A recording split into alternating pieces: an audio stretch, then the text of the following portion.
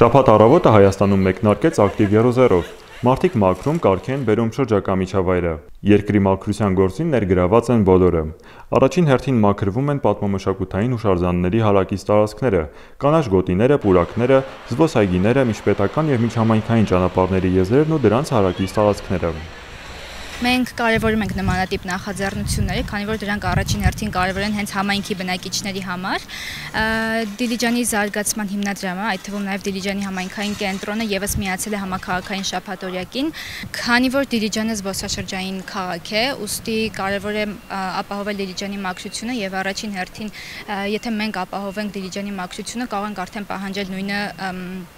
դրսից եկածներից, զբոսաշրջիկներից։ Փոսխով, բահով, ամենակարևորը սիրով, սեփականության զգացումով մարդիկ մաքրում ու բարեկարգում են այգի, բակ ու փողոց։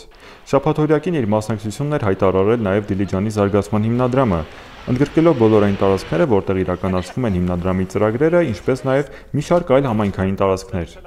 Դիլիջանի զարգացման հիմնադրամը հիմնադրվել է Ռուբեն Վարդանյանի և նրա կնոջ Վերոնիկա Զոնաբենդի կողմից և քաղաքի զարգացման ուղղված տարբեր ծրագրեր է իրականացնում։ Նրանց նպատակն է մեր գեղեցիկ քաղաքը տեսնել ոչ միայն զարգացած, այլ նաև մաքուր և խնամված, որպեսզի մենք կարողանանք հպարտանալ դրանով։ Մենք հավատարիմ ենք մեր հիմնադիրների նպատակին, կիսում ենք այն և այս շաբաթօրյակը շատ լավ հնարավորություն է ցույց տալու մեր հոգատարությունը մեր գեղեցիկ քաղաքի նկատմամբ։ Շատ ուրախ ենք, որ միջազգային դպրոցը, համայնքային կենտրոնը և բոլորը միացել են այս նախաձեռնությանը։ Ամենուր նկատելի էր աշխատելու տրամադրությունը, նաև փոխօգնության միասնականության մթնոլորտը։ Շատերը եկել էին ընտանիքներով, երեխաներին վաղ հասակից սովորեցնելու, թե ինչպես պետք է սիրել ու պահել սեփական համայնքը։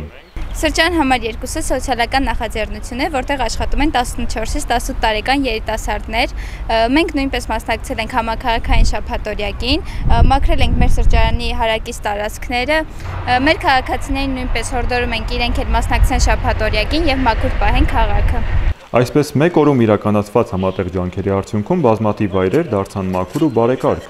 Ու ևս մեկ անգամ ընդգծվեց. մաքուր երկիրը սկսվում է մաքուր համայնքից, իսկ մաքուր համայնքը հոգատար ու սրտացավ քաղաքացիներից։